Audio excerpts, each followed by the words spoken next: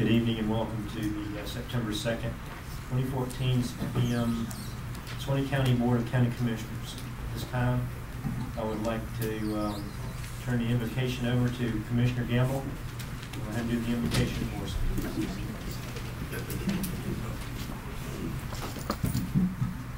You would bite it. Dear Heavenly Father, we thank you for allowing us to gather here tonight. We thank you for your Son who died on the cross.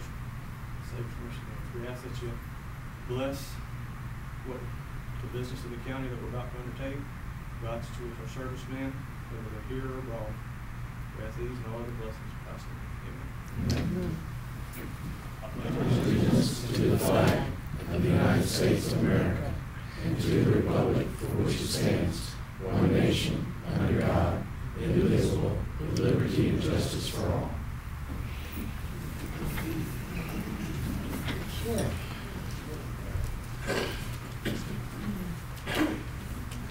We'll start with the approval of the minutes from August the 19th, 2014, the regular meeting.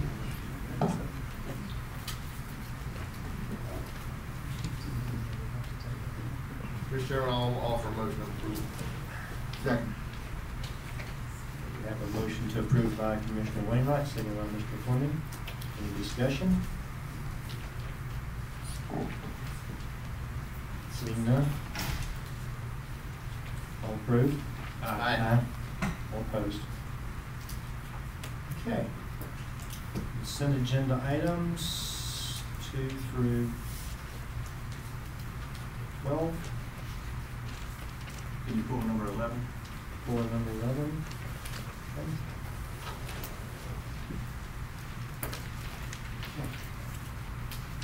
Nothing else. Our motion approving 2 through 10 and 12. Second, Mr. Chairman.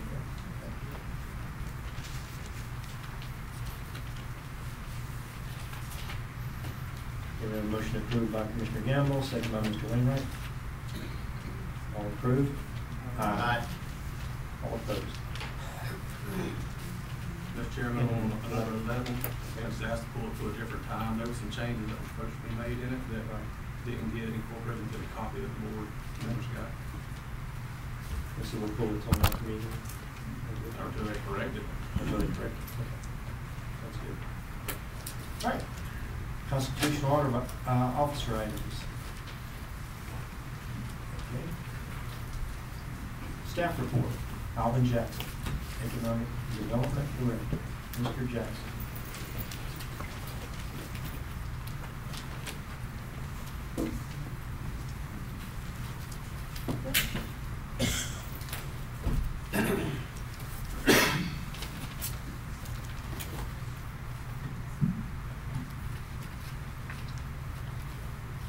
Sorry.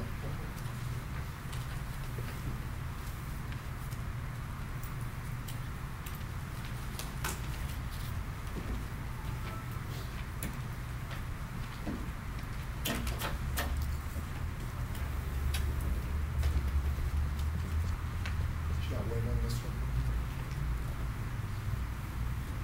That's the NACO video? Yeah. Yeah. Okay.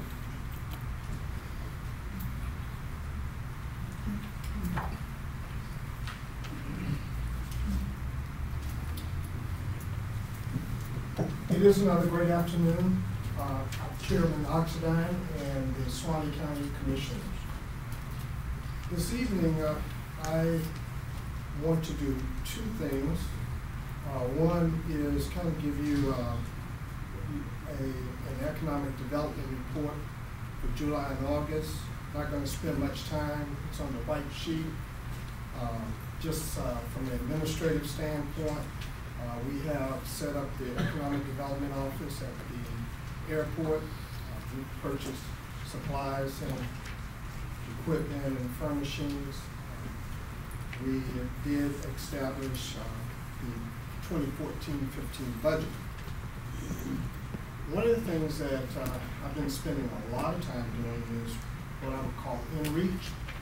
And I just listed the different individuals and CEOs throughout Suwannee County that I have been meeting with so that I can get a better feel of Suwannee County and the needs that exist here as it relates to economic development. It's been extremely rewarding because on several occasions I've gone into some businesses and they were just at that point of thinking about doing some expansion, and we've been able to start providing some technical assistance as it relates to that. The new prospects, about 7 companies we are talking to, just received a referral from Enterprise Florida. Actually, I'm working on that now. As I mentioned earlier, there are 3 existing companies that we are working with.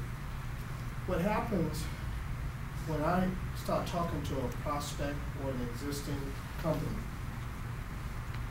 You know, we talk, we bring in folks, but I don't really accept it as a project until they complete that application.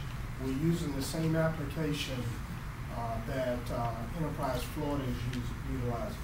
The reason for that is if they're not serious, they're not going to complete that application.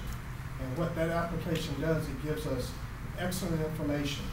I know Randy and myself was talking regarding a company today that has an interest in the catalyst side. Probably will not produce many jobs, even though they say they are. Well, when we get that application, we're going to really see how many jobs they're going to create. And for the catalyst site, you know, the enterprise zone is job creation driven. And so if there's companies that are creating 5, 6 jobs, that really doesn't fit the bill for an enterprise zone. So that's my report for July and August. Now what I want to turn to is building our economic development program here in Suwannee County. And briefly, you see here, the purpose of local economic development is to build up the economic capacity of a local area to improve its economic future and the quality of life. It is a process by which the public, businesses, non-government sector partners work collectively with us to create a better condition for economic growth and employment generation. So what is economic development? It is creating jobs and it is expanding the tax base. Now we have to build the right culture. So we must focus on competitive business climate. That means we must do those things so that we can compete with the Valdosters, the Tallahassees, the Gainesvilles, the Wachulas, the Fort Meads. We must be competitive. And so as we go through the Economic Development Action Plan, you'll see some of the things that will help us become more competitive. We need tools to sell Suwannee County. This is a great place, but we have to have the ability to take this greatness to the world and let folks see how great we are and that this is a great business community. I always say that when you develop an awesome community, it comes alive and you begin to pulsate. And what happens is that folks start knocking on our doors versus us having to go out and find them. So we have to focus on partnerships with cities, chamber, IDA, private sector, and its relationships with CEOs and selection consultants. And now those relationships are not only external, but they're internal. Our internal CEOs, they have a perspective about Suwannee County. And we want to make sure they have the right perspective as they're doing business here in Suwannee. Now, I wanted us to really look at the economic development process, because it is a process. One, we have to build that competitiveness. We have to market to suspects, prospects, and consultants. So that means we have to get out to everyone. And we've had some suspects that didn't materialize. And then we have to cultivate the relationships throughout. We have to cultivate relationships with Enterprise Florida. We have to cultivate the relationships with North Florida Economic Development Group. We have to cultivate relationships like with the Walmart Manufacturers Conference. So all of these things actually begin to generate leads. 5, open project and identify company needs. And so that's my job, to see what they really want and to make sure that we can provide them what they want to make the decision. Then it comes to community collaboration. All the community, all of us have to be on the same page when we're trying to market or reel in a company. We can't be divided. We can't be arguing. We have to be on the same page. We have to present and sell Suwannee to the clients. And that's the brand that we have to develop. We have to sell the good aspects and the assets of Suwannee County. And then we go through the negotiation, approval of incentives. Hopefully we win and announce the projects, help companies establish in Suwannee, and then we provide ongoing services because we will be looking for those companies to expand here and stay here. One other point I want to bring out, because this, a lot of times the public really don't understand the need for project confidentiality. But these CEOs don't want their competitors to know that they are looking in certain areas. They don't want to divulge their financials, if there are patents on certain products. They really don't want that divulged. And so the state of Florida, some years ago, created in Florida Statutes 288 a confidentiality clause. Many times it could jeopardize a real estate transaction. It could lead to employee departures and uncertainties, especially if a company, an existing company, is looking at expanding. It allowed another state to enhance their deal. And South Carolina, Georgia, North Carolina, they are competing hard against Florida companies.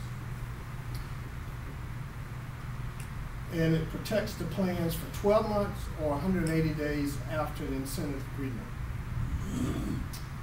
So, the second point I just kind of want to share that as you all have set up the Economic Development Office, there is a purpose, and we want everyone to know what that purpose is.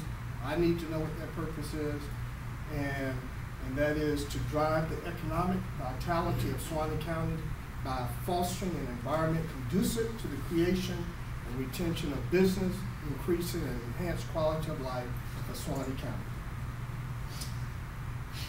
I have kind of documented the approaches. I'm not going to go through all of these. We will strategically expand and diversify the county's economy through the creation of sustainable jobs and cultivate and expand existing businesses. We will market county assets. We will advocate for development projects to ensure for the growth of our county's tax base. We will strive for a balanced economic environment that will enhance the economic prosperity and quality of life throughout the county. So our overall goal is basically a diversified and stable economy. We have 4 objectives: create a desirable business environment to attract and retain businesses. Second, create a desirable living environment to create and maintain the quality of life that attracts and retains businesses. Maintain an economic development program, which you all have created. If you have no economic development program, then we can't accomplish those goals. Ensure environmentally safe business and industry. Suwannee County should ensure that the future business and industry practices will contribute toward a safe, clean, and healthy environment. Will have no significant adverse impacts on the environment. And then finally, market Suwannee County business and industry and brand by developing a positive marketing program to attract businesses and industry that will create jobs and increase the tax base. The third and final piece is what I call the Economic Development Action Plan. Tonight I'm just presenting the Economic Development Action Plan. It gives us some strategies that we need to start looking at more closely, working towards. Basically, that will transition to an Economic Development Strategic Plan, which I will bring back to you and would seek your approval of that economic strategic plan that would have measurables, it would have time frames, and then that economic development strategic plan from year to year, because the economic development strategic plan is a longer term plan, 3, 5, 7 years.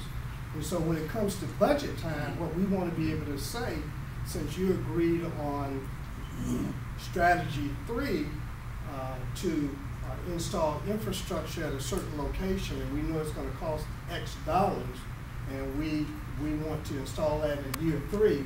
So when year 3 comes, it's in our economic development strategic plan. The other point is that when we're going after grants with the state, with the feds, they always want to know that what we're requesting is in our plan. And I think someone called it shovel-ready projects, and that we have actually thought about that and priced it and placed it in our plan. So it goes from the action plan to the strategic economic development plan to your budget programmatic plan. And so basically what the budget does, it just funds the programs that's in that plan. So we've established a vision. And that vision is a prosperous local economy supported by a wide range of career opportunities, a diversified tax base, and an exceptional quality of life. And I would like to think that everyone agrees with that vision. Mission is to aggressively retain, attract, and grow jobs in Suwannee County in partnership with others while protecting and improving Suwannee County's life and unique character.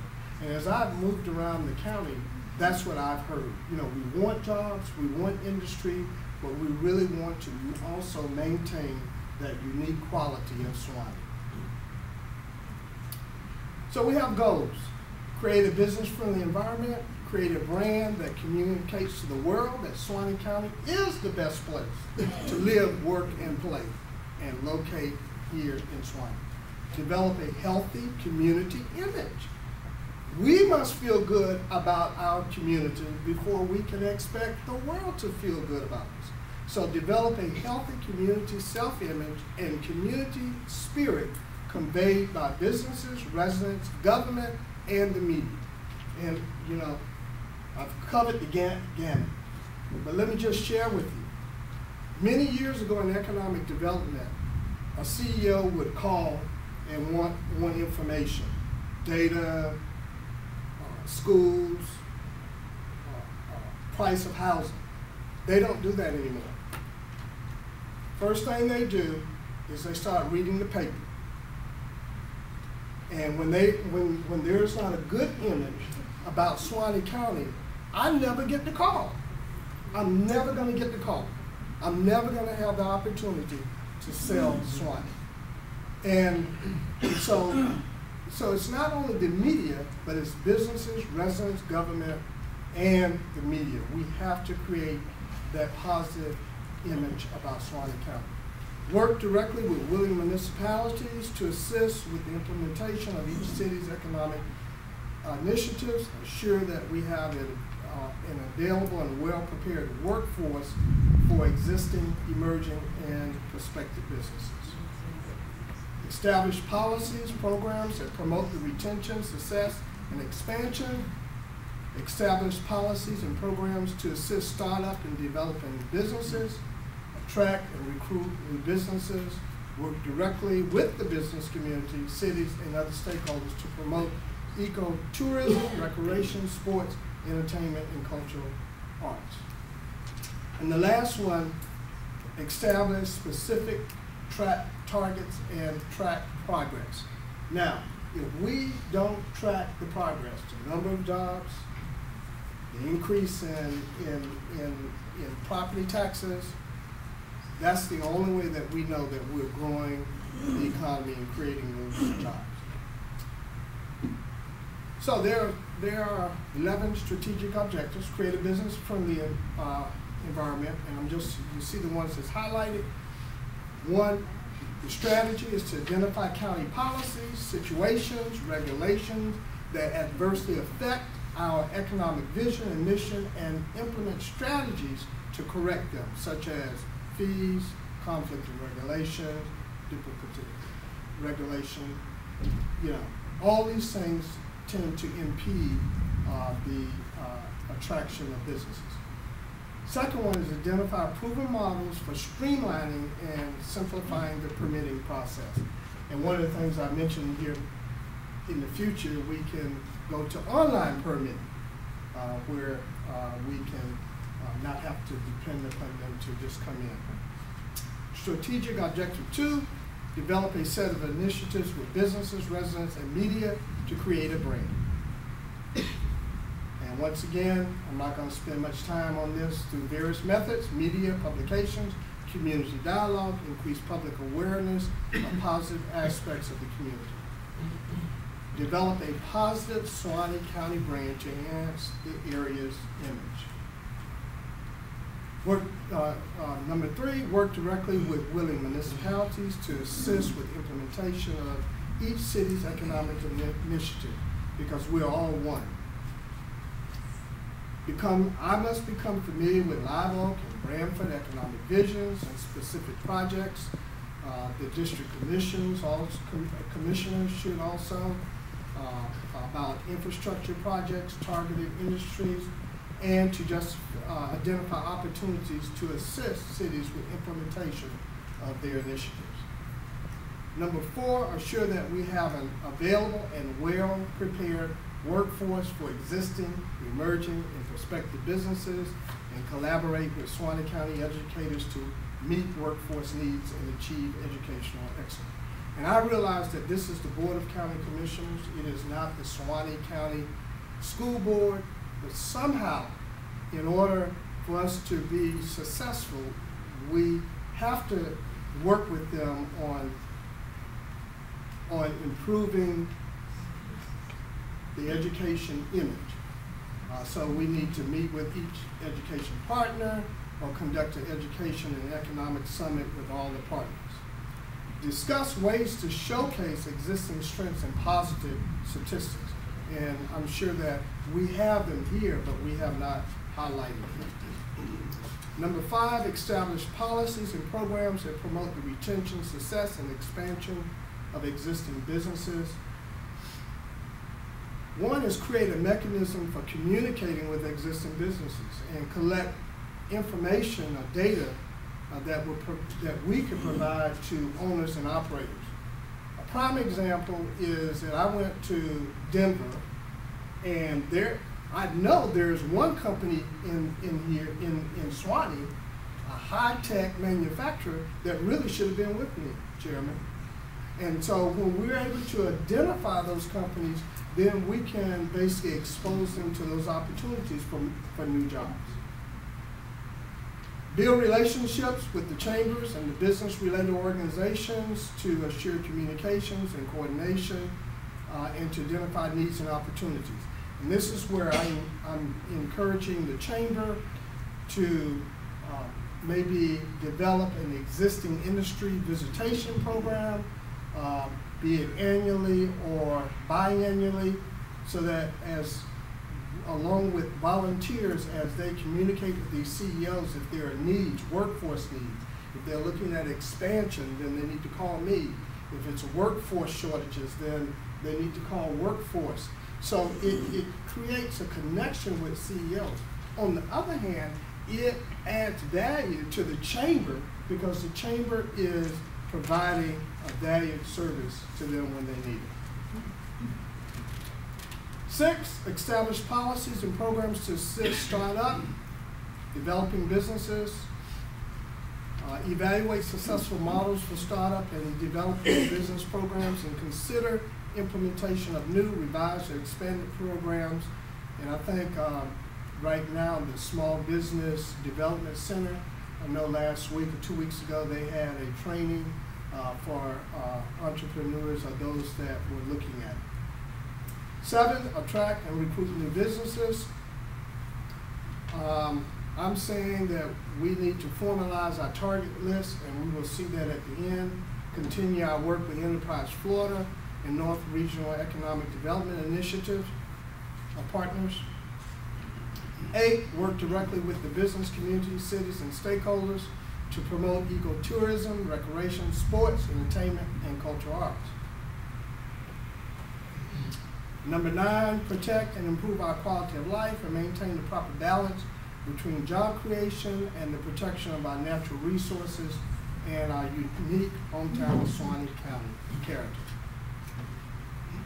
One of the strategies is to identify infrastructure needs, water, sewer system that enhance our quality of life, and evaluate their financial viability. You know, there are needs throughout the county, some areas that we could do that would actually be great, what I call employment sites or catalyst sites, but because we don't have water and sewer to those sites, it's hard to be competitive on those sites. And 10, establish specific targets and track progress of our economic development efforts. And pretty much what I'm saying is that I should establish these targets and present to the board. My office should provide regular reports. I should provide updates on business visits and provide county commissioners with the opportunity to participate in those visits. I invite county commissioners to meet with business prospects. CEOs always like to meet with the fathers of the community.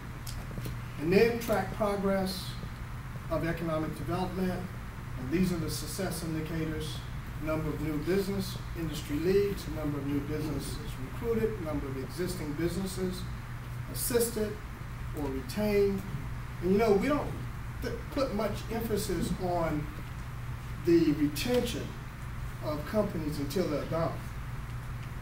But those are job creators, and when they leave, we lose those jobs.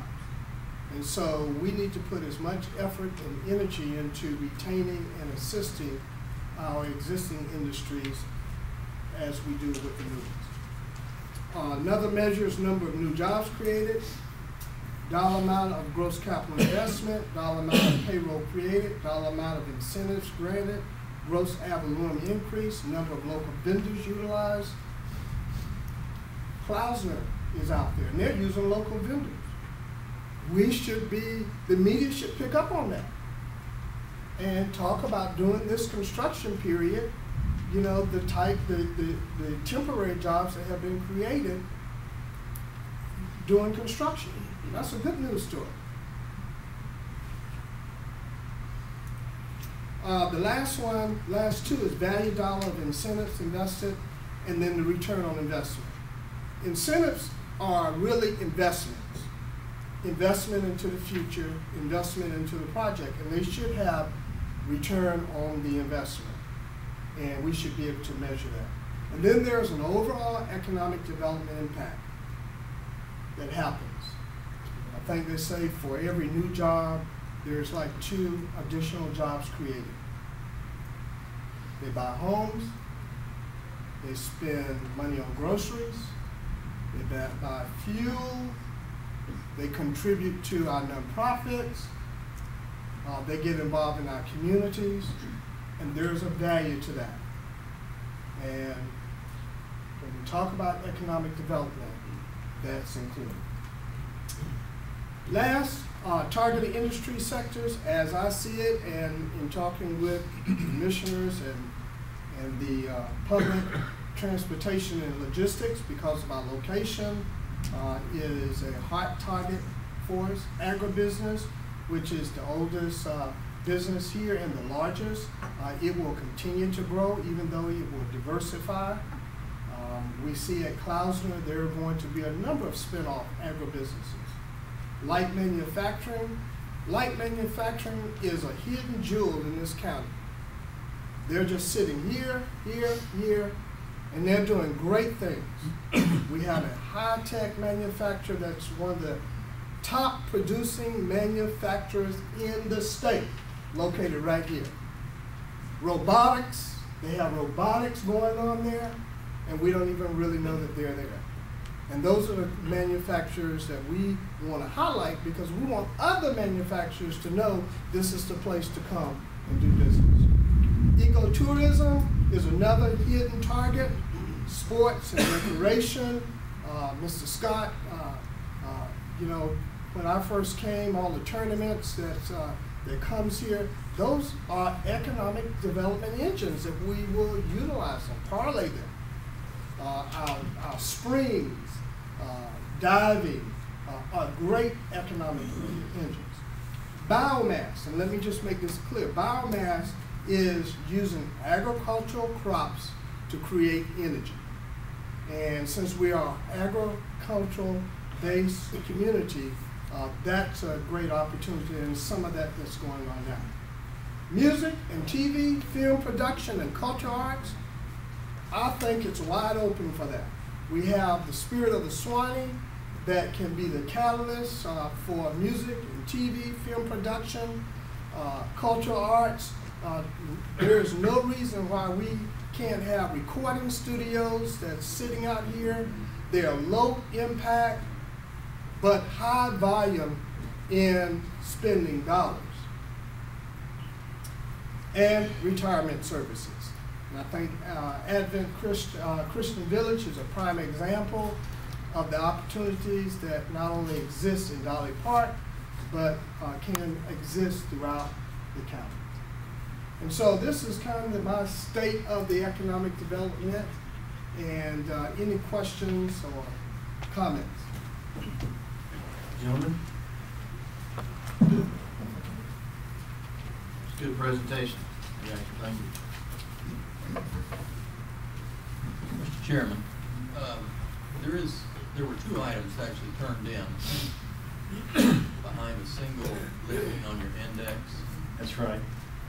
The second was actually a request for authorization to produce a video. Yes. Mr. Jackson, do you want to talk about that? Yes.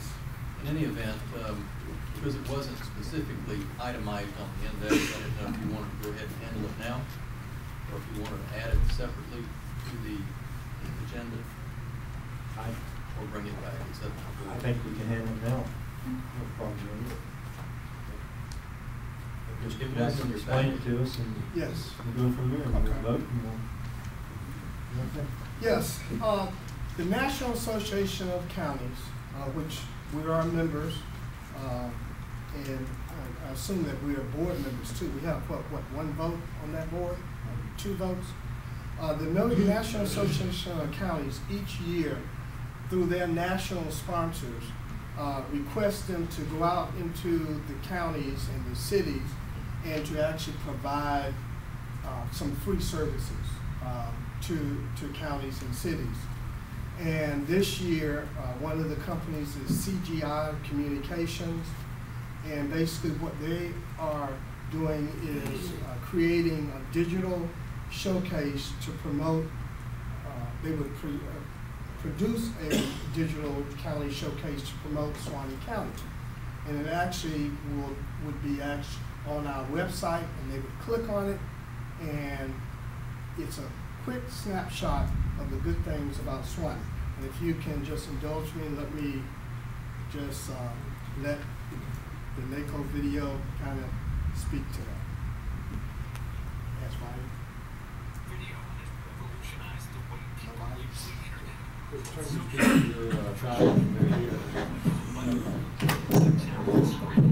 can be connected to online media instantly. So when people who are relocating, vacationing, or opening a new business want information on an area, they research just one community, but the entire surrounding area too. This makes CGI Communications' no-cost county showcase video program a highly effective way to engage and County is home to over 270,000 residents.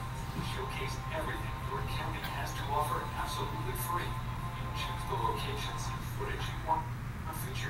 Everything from county services, projects, to tourism promotion and business recruitment.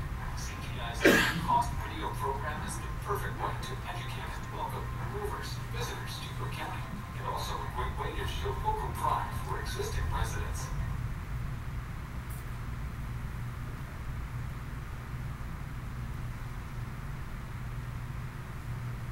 So the first page will be an introduction, similar to this. Hello, and welcome to beautiful Sullivan County, New York. I'm County Legislative Chairman Scott Samuelson, and on behalf of myself and the residents of this great community, I'd like to welcome you. From our businesses to our education and healthcare services, the Sullivan County Catskills is a wonderful place to call home. Please take a look at the following videos, and who knows, you may just find your reason. Located in the heart of the Catskills region, Sullivan County blends the love of country living with metropolitan opportunities, giving residents the best of both worlds. From our days as a summer destination for the Lenape Indian tribe to the 1969 Woodstock Music and Arts Festival, we remember our rich past as we look towards an even brighter future. The natural assets of the Delaware River, numerous lakes and streams, and a vast network of hiking and biking trails afford the visitors and residents a variety of recreation. From fly fishing to art galleries, quality academics to community events, we've got it all. Get to know Sullivan County today. You'll be glad you did. So that is that's the introduction page.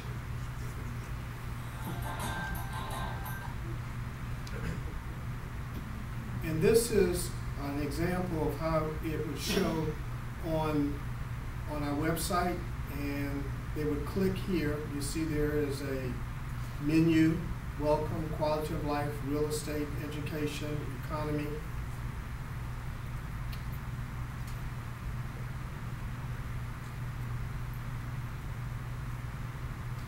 And what's unique about this is when you look at these are local businesses that actually would have their videos produced, and it would go on that webpage. Please look at the following videos to realize the quality of life that we enjoy in Benton County, and then discover for yourself all of the opportunities that are available here in the region that we live in. So then I can go to Fairfield and click on that. Right from our web page. At the Fairfield Inn, our goal is to make every guest feel special by making them feel welcomed, whether you're here for business or leisure, from wireless internet to cable television.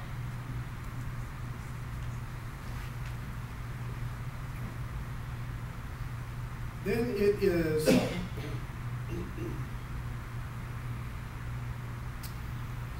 nonprofits and information that you want to, events, you want to create a calendar.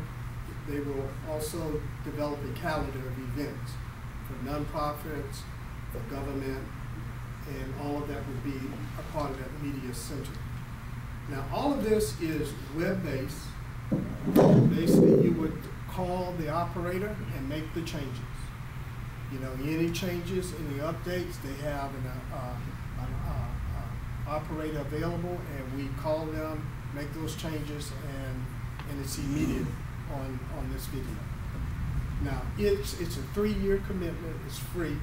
What they will do is they will build our video free of charge.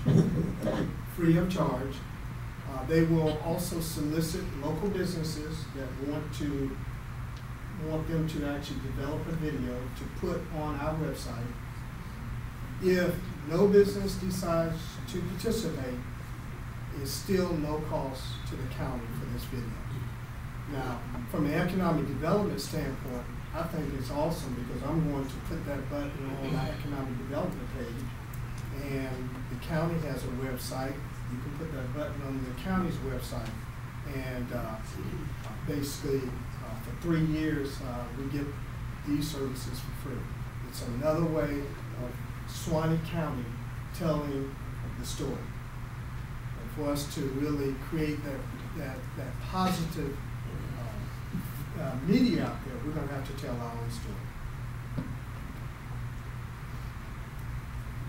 You mentioned something about companies that would want to run that. It's free. Is it free for them also? No, it's not free to the company. They charge. They charge. Charge them to come on. Correct. You know what the fee might be? No, I didn't find out that through this. Just wondering. But pretty much the website's free to us for 3 years. Correct. Okay. Chairman, I'm open to a motion. that's what I was getting at. We will need a motion for approval of the agreement and authorization of signature. I have just one little problem with the agreement, that if we can allow me to tweak it whenever you consider that during the motion. There's an issue on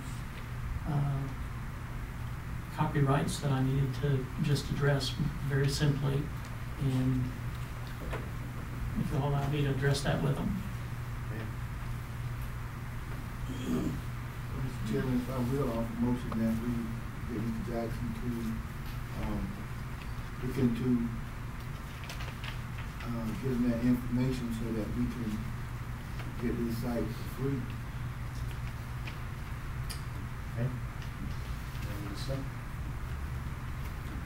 I'll second. We have a motion and a second. Any discussion? Mr. Chairman, I just got to have questions for Mr. Jackson. Oh, there you go. I don't have a problem with this. I think it's a good idea. I know that, and I'm sure you found out already, that the Chamber and the Development Authority had already worked to get some videos produced. And would we use those in addition to, or would they still be out there floating around? Yeah, we're going to use, everyone's going to interchange buttons. Okay. And there was 2 videos that they had made. One was geared towards tourism, one was geared towards business. I don't remember which one that I know one of them came out, but I don't know if the second one had come out. But it was developed here locally, using some of the school kids. Correct. Okay, that's all I have, Mr. Chairman. I just want to make sure that that was a really excellent video, and I'd like to see it continue on. I don't believe the second one is completed yet. I remember there was one that had come out, but the second one hadn't. Well, on this video that they'll be creating, it's not going to be hosted on our website, it should be linked to it. Correct. So we can still host as many other videos within our website as we want to. Correct. This would just be linked to an additional website.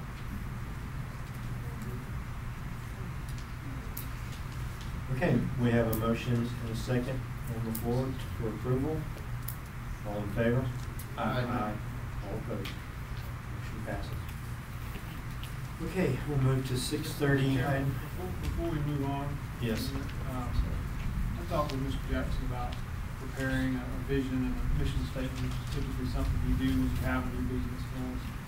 And he did that, and I think that this board needs to adopt the vision and the mission statement. If the board has reviewed that in the packet here, that might be something we want to consider tonight.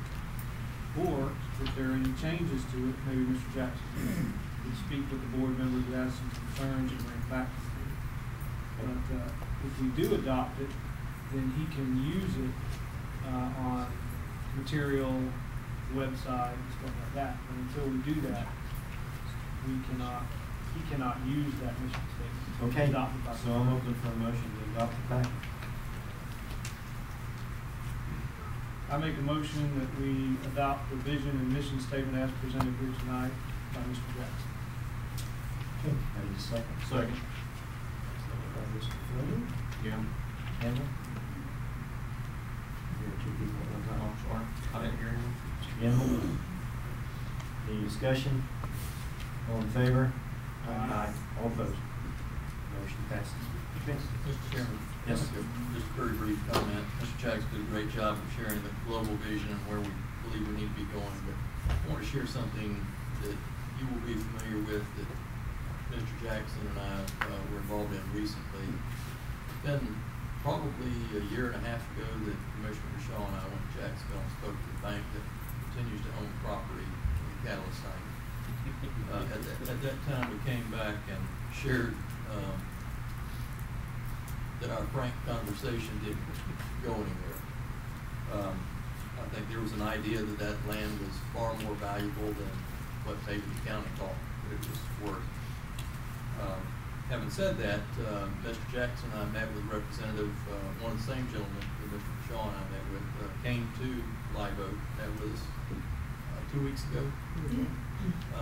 And at least gave me the impression, and I think Mr. Jackson would agree, that they are far more amenable to working with the county today than they were a year and a half ago.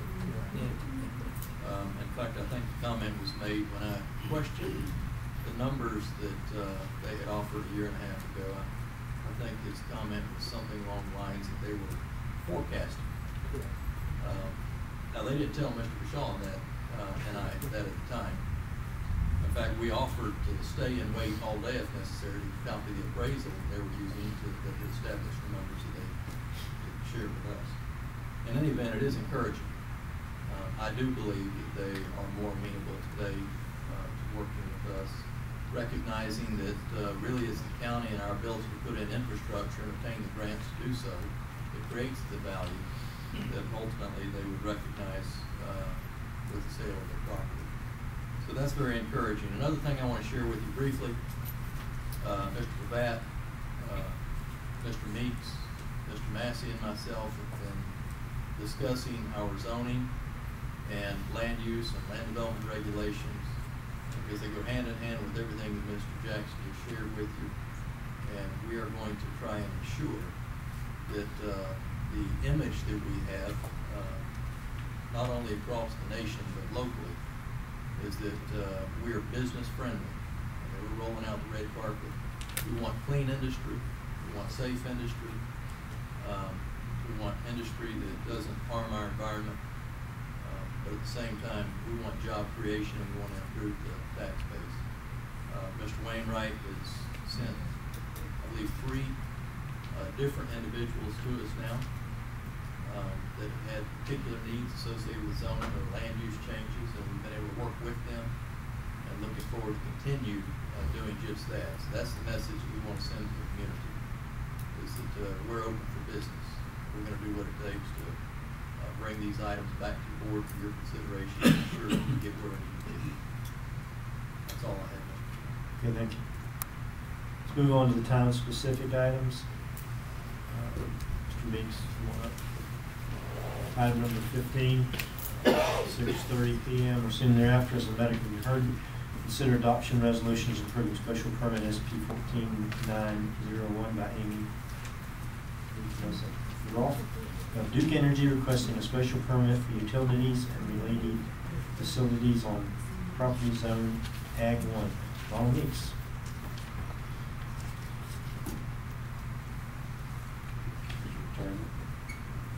Hang on just a second.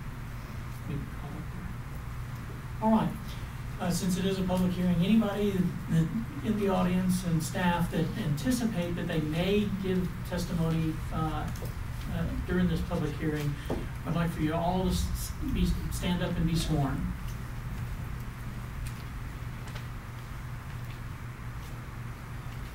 All right, anyone else?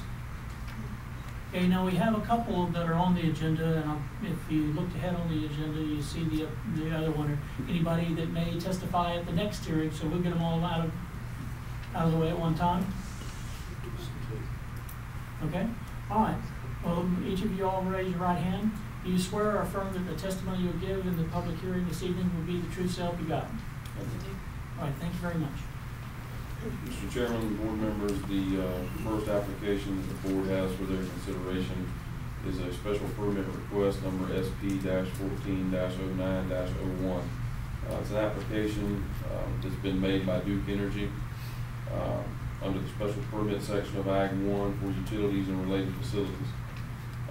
The description in the narrative that's submitted part of the application for the project description is for the construction of 2 new simple cycle combustion turbines and associated equipment, as well as a 40 by 100 administrative building.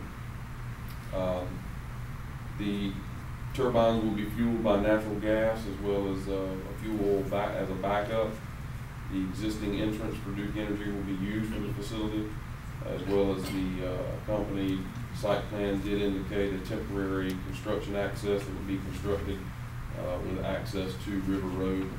Most everybody's familiar with the location of where Duke Energy is at, off of River Road. The acreage for the site in the usable area is approximately 24 acres. This property is a combination of property that was already owned by Duke Energy, as well as some additional parcels that have been purchased for the project. The property is located near the Suwannee River. However, the construction of the site all takes place within the Ag 1 zoning district, which is located outside of the 100-year floodplain. So we have no special flood hazard areas to concern with. We do have a representative from Duke Energy that is here to answer any questions or go into more detail as far as the project, if the board has any questions. Gentlemen? And Mr. Meeks, and take as Exhibit 1, composite Exhibit 1, the application and the related documents. Yes, sir. All right, thank you very much.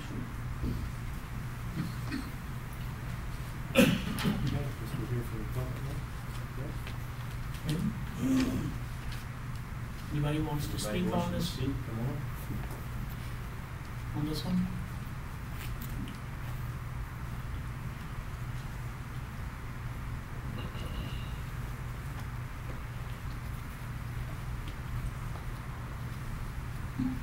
Deborah Johnson, Suwannee County resident.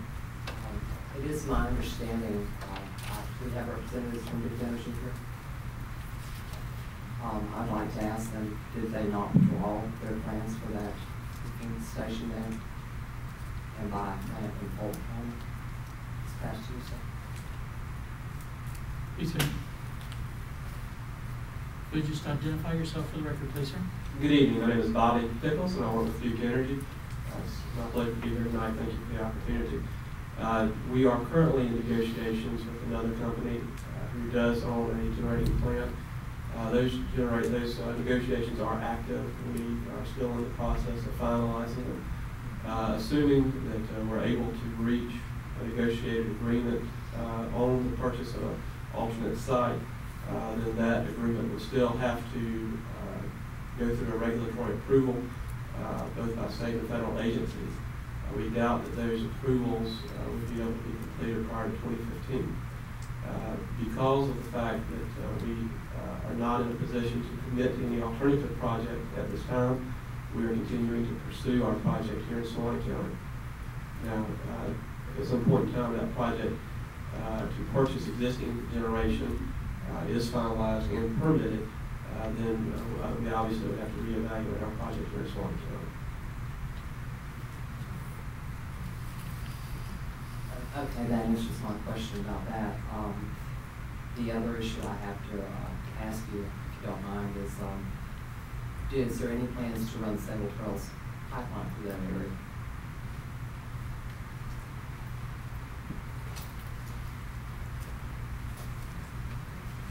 My name is Amy Deeroff, and I work with Duke Energy. The existing gas at the facility would be used to fire the new proposed combustion turbines. I'm not aware of any details of where Sable Trail would be running in that vicinity, but they wouldn't be providing gas directly to these facilities. Thank you. That answers my questions. Thank you.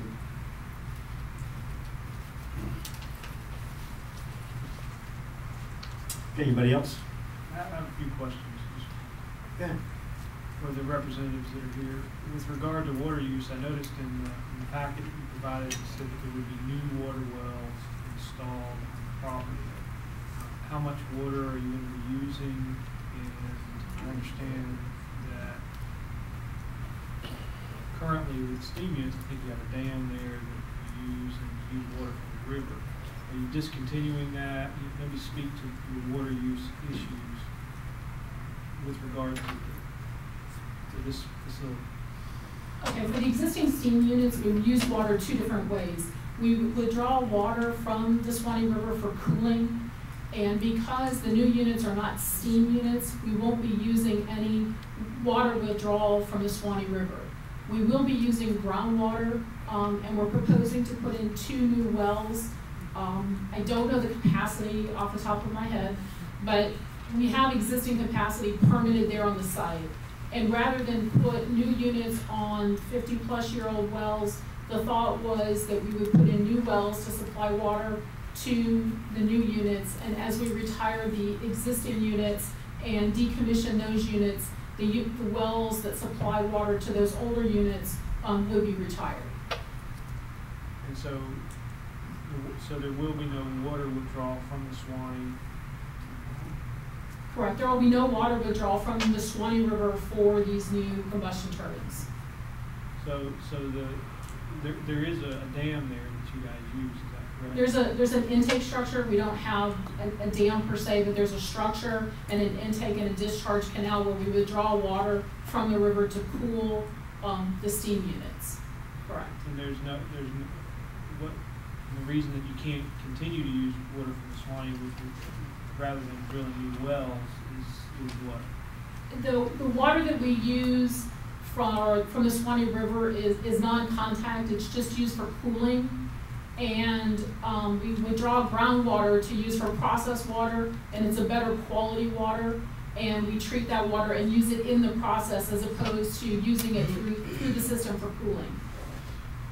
And that process, what are you? So is it a minimal amount of water? Is it a lot of water? It's a minimal amount of water that we'll be using for the new combustion turbines. I can get you that number. I just don't have it off the top of my head. And then also in here it talked about wastewater. There would be a holding pond. So when you withdraw that water from the ground and then you put it through the process, as you call it, and then when it becomes dirty water, then you would put it into the holding pond. Is that correct?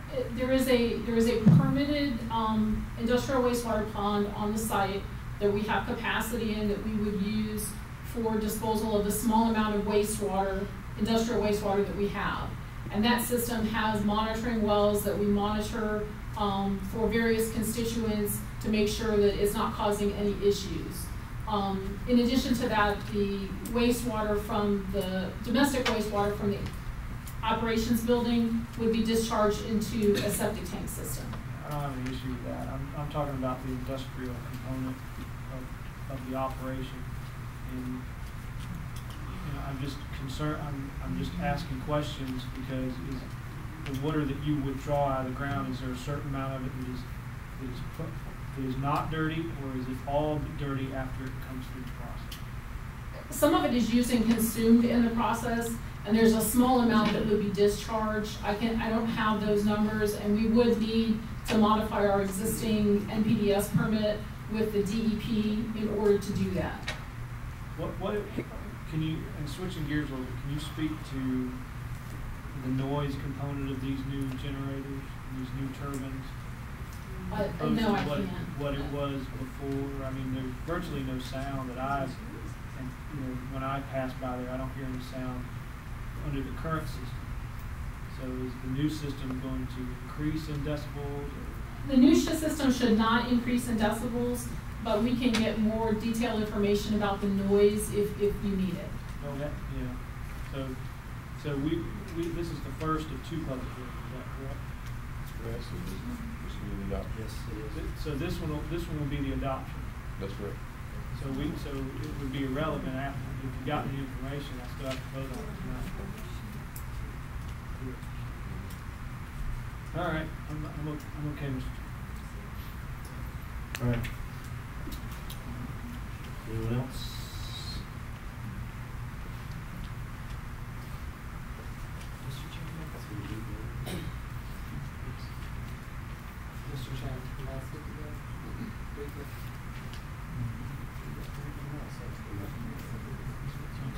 Oh, okay, yeah,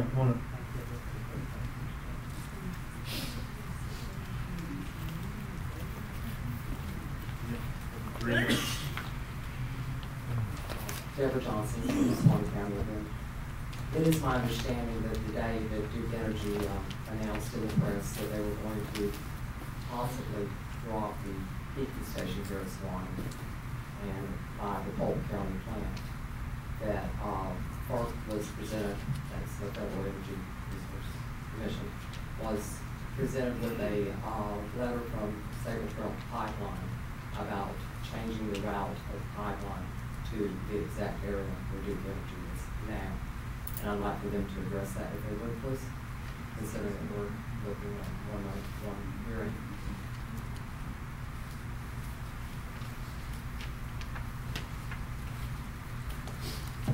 I'm sorry, I want to make sure that I understood the question.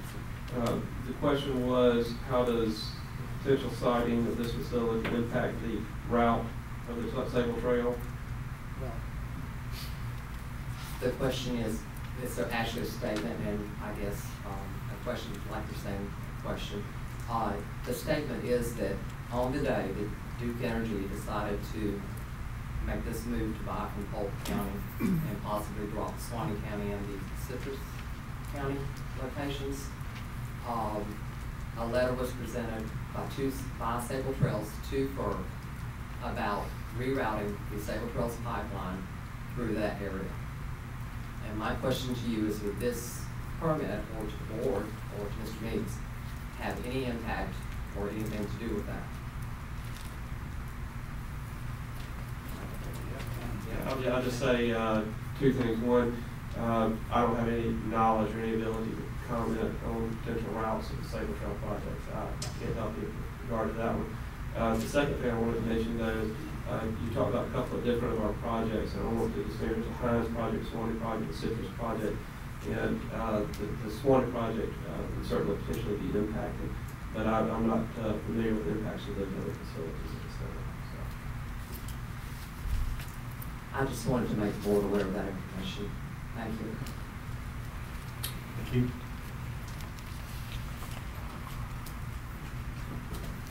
Okay. There's a resolution that you need to adopt. Mr. Chairman, I'll move for adoption of the resolution. I'll second.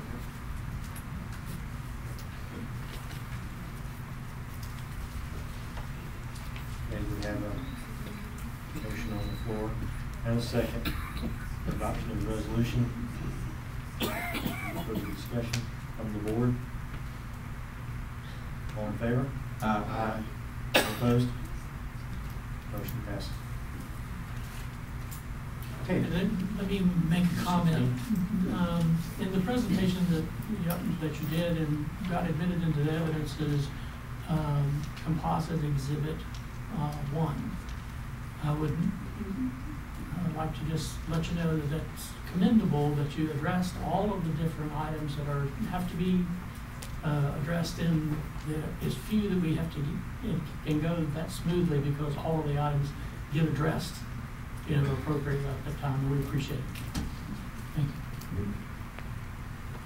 Okay, at 6:30 or soon thereafter, as the matter can be heard, consider adoption of ordinance amending the official zoning atlas of Suwannee County on a parcel of property owned by SEMC Properties from commercial neighborhood to agricultural 1, application number LDR 1403. All meets.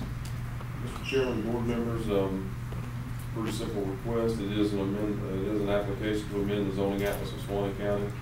You'll notice in some of your supporting documentation that the current property owner, which is the Caparelli family, had amended the zoning atlas one time before from agricultural to neighborhood commercial with a project that they had intended to do at that time.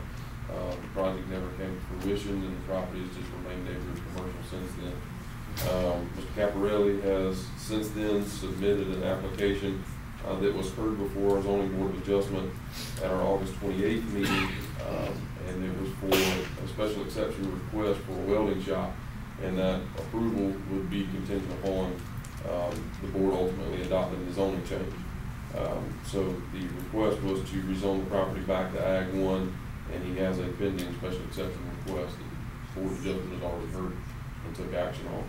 So the total size of the property is a 5-acre parcel, and the applicant does intend to construct a welding shop on the location. Okay. Again, I would take as Exhibit 1 the packet that includes the initial application and all of the support documents. That's correct. Thank you. And because this application does not have a supporting land use amendment, the land use is already in place, it only requires one hearing before the board for that. Okay.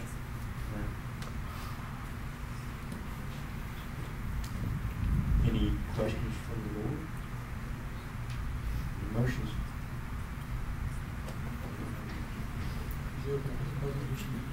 Oh. Yeah. Is there anybody? Anybody for the public comment on this one?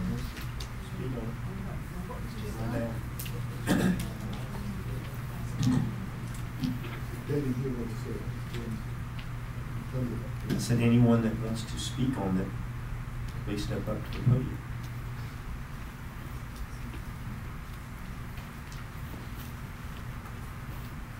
Okay, seeing none, take a motion. Chairman, motion approved. Second. Motion approved by Mr. Fleming, second by Mr. Gamble, was it? I offered a second. Okay, I'm sorry, Wainwright.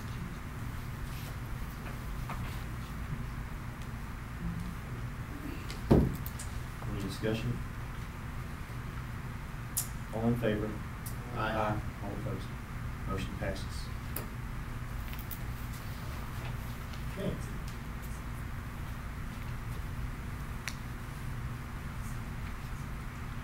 Number 17. Well, let's go back to number 14. I think there was a proclamation. Number 14. Yeah. Proclamations and presentations. Adoption of resolution proclaiming August 29th through the 30th, 2014, September the 5th through the 7th, 2014, and September 12th through the 14th, 2014. This is 2 weekends, consecutive weekends, looks like. As professional firefighter, Bill the Boot Hayes. The resolution. Do I have a motion to accept? Motion approved, Mr. Chairman. Second. Have a motion to accept by Mr. Wainwright, second by Mr. Gamble. Any further discussion? All in favor? Aye. Aye. All opposed? Okay. Number 17. Discuss with possible board action request for proposals for signs to be located at the Judicial Annex, County Administrative Building, and the Public Works Building in Branford. Commissioner Gamble. Mr. Chairman, I asked for this to be placed on the agenda after serving on the canvassing board with Judge Williams. He expressed some interest in purchasing a sign for the Judicial Annex and paying for it out of some of the court funding. So I was going to ask the board to go out for RFPs for these signs, and I figured since we were going out for that, we might as well include the other 2 buildings that we have that were in need of a sign. Right. If anybody's got any questions other than that, I mean, there's not a whole lot to it. Right. Any questions, any discussion on it? Take a motion. Motion to approve. Motion approved by Mr. Gamble.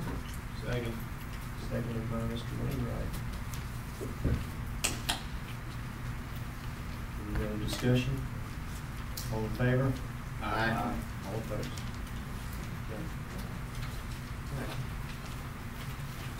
Let's take about 10 minutes.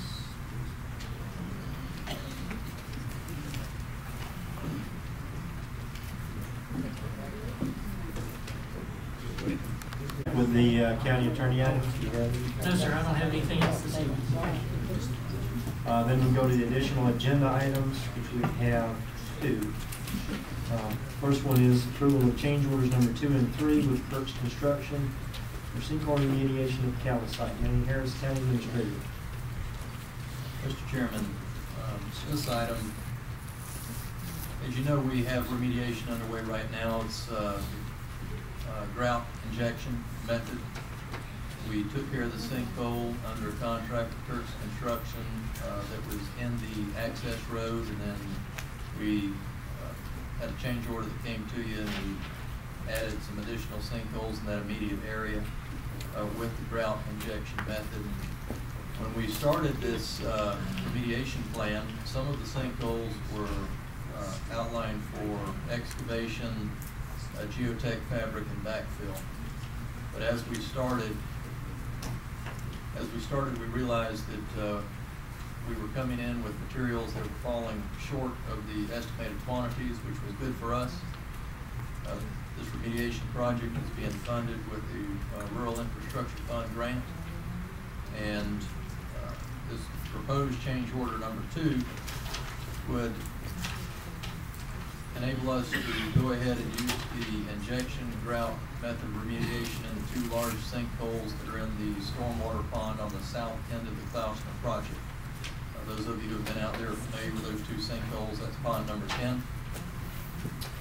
Change order number 3 includes grout remediation of sinkholes number 26, 27, and 28, which were not a part of the original scope in that Rural Infrastructure Fund grant application, but we've had a conversation with Sherry Martin, and she's allowed us to add those.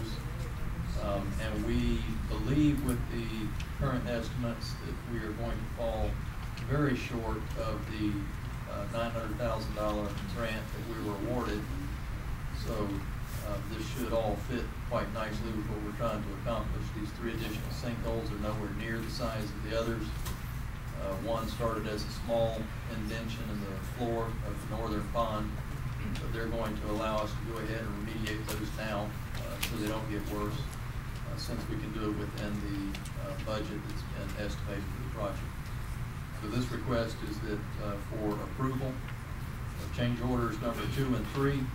The reason these were brought in as an additional item at this time was the company is still out there mobilized on site. If we had to wait the additional 2 weeks, they would have to demobilize, and it would cost more to bring them back.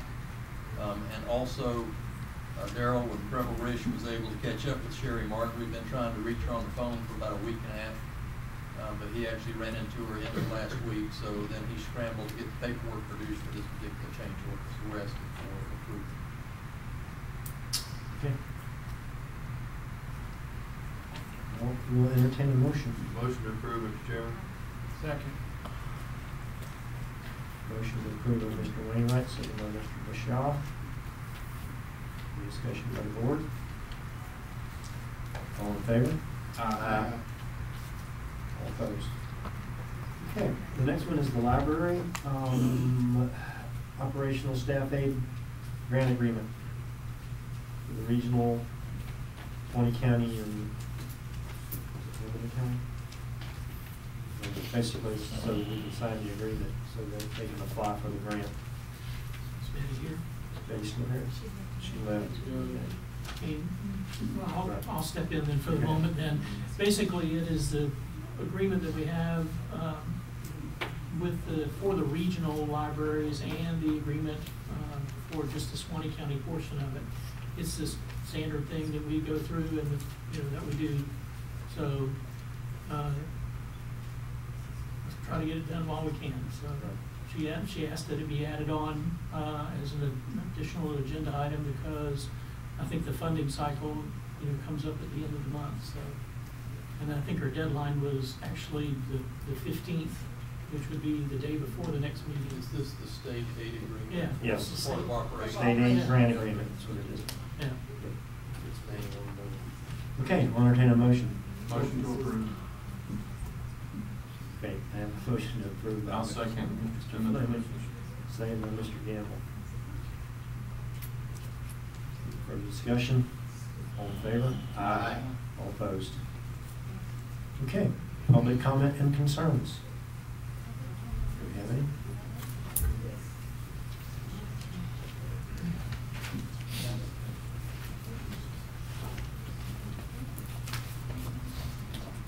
Good evening, my name is Patricia Kamen. I had initially wanted Push the button. Sorry.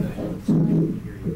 Yes, my name is Patricia Taman. I initially had wanted to make a comment about the pipeline, but if I have time, I'll get to that. But all this is kind of new to me, this procedure, but I'm sitting out here with the audience, and I just want to know what that was a minute ago with Duke Energy. I mean, I went outside to that lady and Mr. Pickle, and I asked them, I said, did you just get something approved? They did not know the noise decibels, they didn't know statistics. And you cannot make rational decisions unless you have statistics. And I assured them that it's not going to be as easy as they think because there's a lot at stake here. So I don't know what you just did, but please think about this because I could have done a better presentation than that they just did. And they walked out of here happy. Anyway, enough of that, and I'm sure some of the people in the audience will agree with me. What was that? Zero information. How can you make a decision on zero information? Anyway, getting to the pipeline. Randy, I read an article, I still read the newspaper, I'm not computer savvy.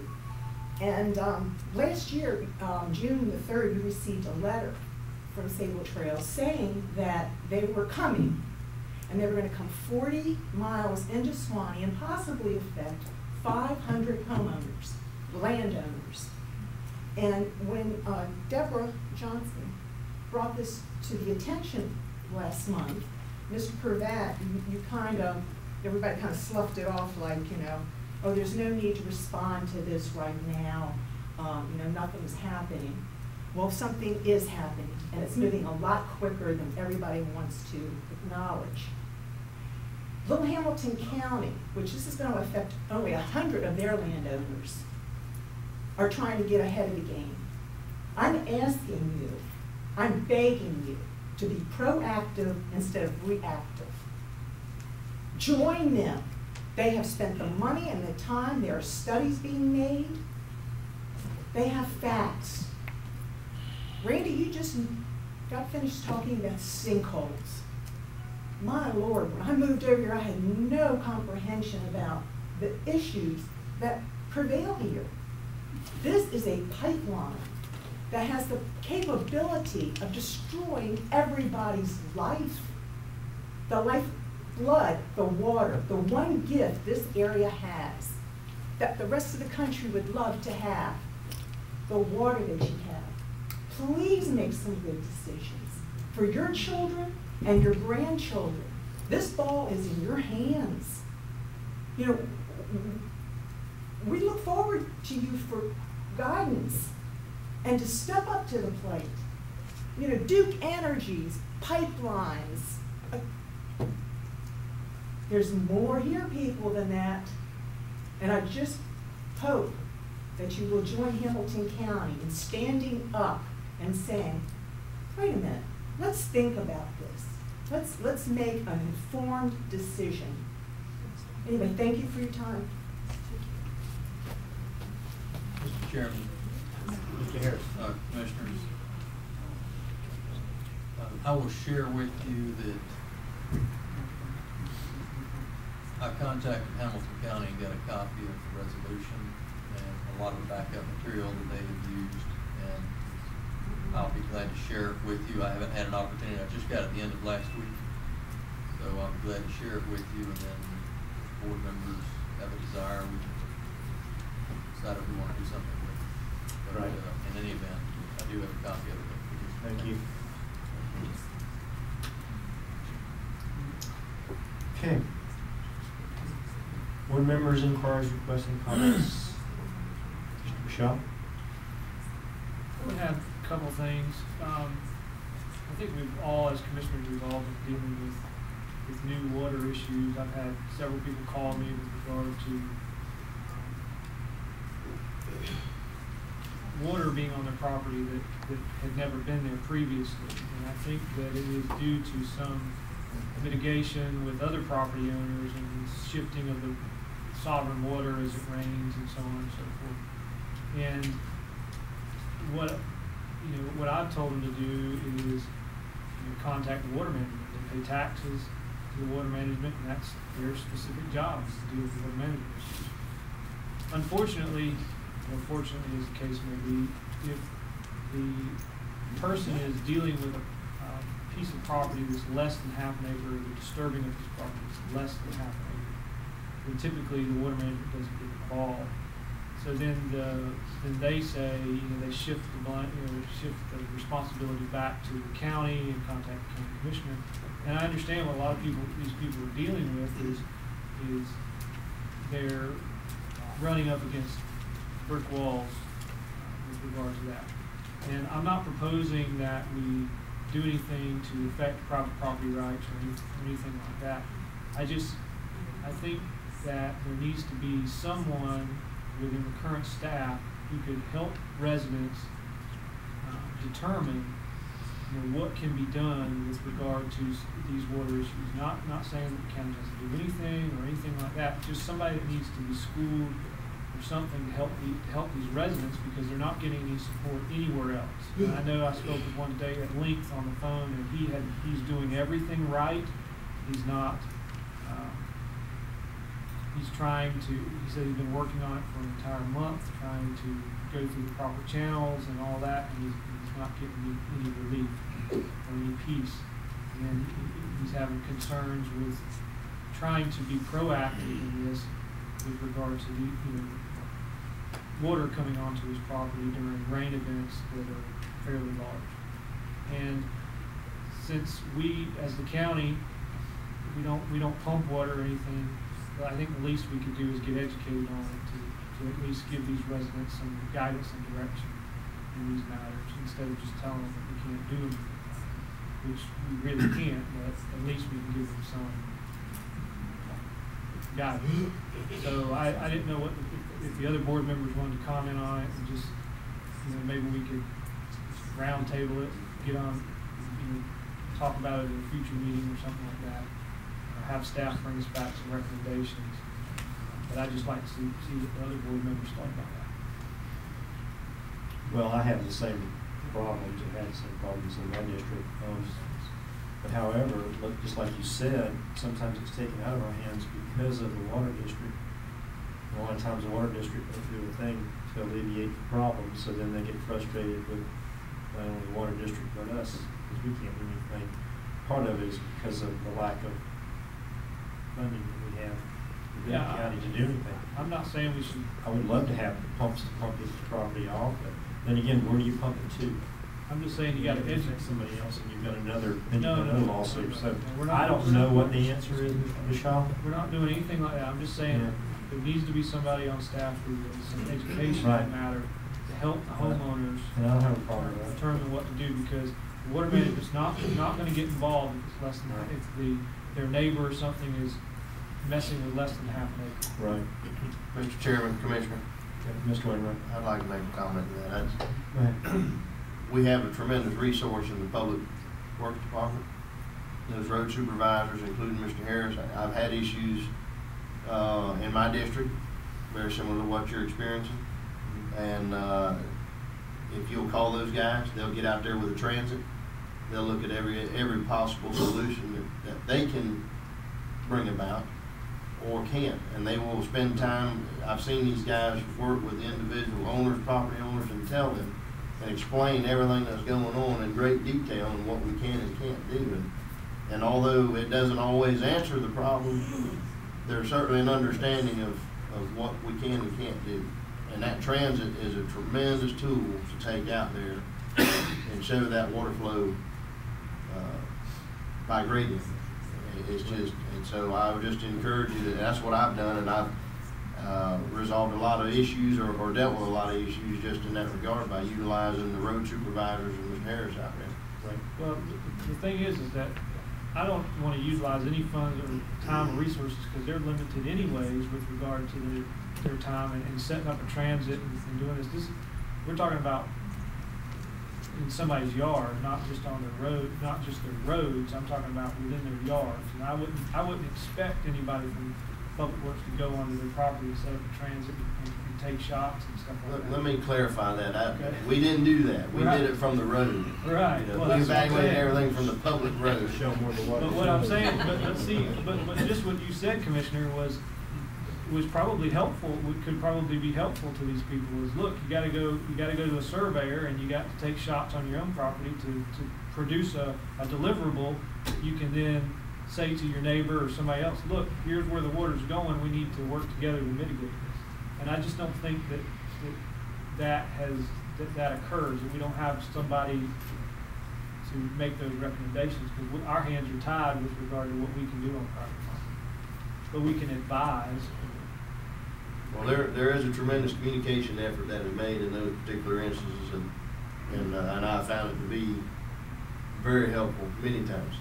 I agree. I had the same things, have them come out and do the same thing with some folks, and once they understand it, of course they're not happy with it, but they seem to accept it a little more. Well, I have good success in talking with people, but I mean, in this particular, I can feel their and sense their frustration, and you know, it seems like they're trying to go through the right avenues to make, you know, to protect their home and their investment.